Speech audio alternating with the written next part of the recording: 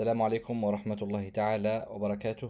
Un message d'espoir et d'apaisement pour mes frères et sœurs qui souffrent du waswas. Alors il y a beaucoup de frères et sœurs.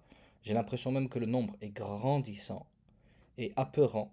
Donc je voudrais ici vous donner un peu d'espoir, un peu d'apaisement et surtout vous donner une clé qui va, Inch'Allah, vous aider. La première, c'est essayer d'imaginer que, Inch'Allah, Ya Rab, tu vas t'attacher au Coran et à la Sunna et tu vas persévérer et tu vas t'en sortir. Tu pourras aider les autres et tu pourras leur dire, moi j'y étais.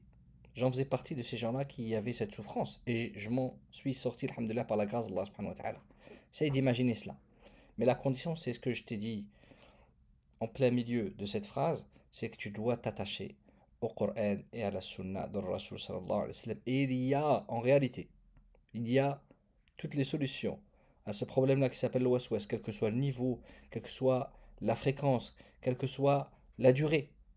Alors sachez que ce waswas-là, son médicament, il se trouve dans le Coran, il se trouve dans la Sunna de Rasul sallallahu alayhi wa sallam. Maintenant, c'est une question de méthode.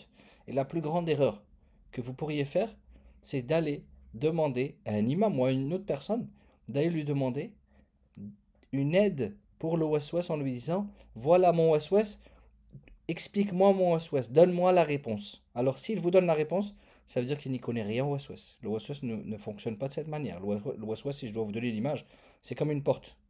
Si tu te concentres sur cette porte, effectivement tu vas l'ouvrir. Mais le problème, c'est qu'il y aura une autre porte derrière, et une autre porte derrière, et ça finit jamais.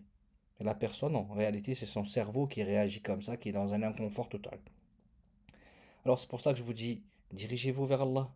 Cherchez dans le Coran des versets qui vont vous aider. Cherchez dans les hadiths de Rasul sallallahu alayhi wa sallam, qui parlent de cela. Donc n'allez pas voir les gens pour qu'ils vous répondent à vos questions.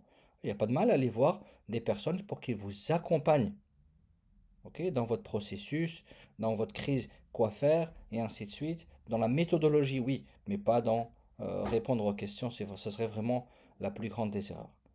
Yassarallah amrakum, qu'Allah vous protège et vous facilite, à vous et aux gens de Gaza, demandons Allah Azzawajal de vous faciliter et de faciliter à nos frères et sœurs à Gaza. Assalamu alaikum wa rahmatullahi ta'ala wa barakatuh.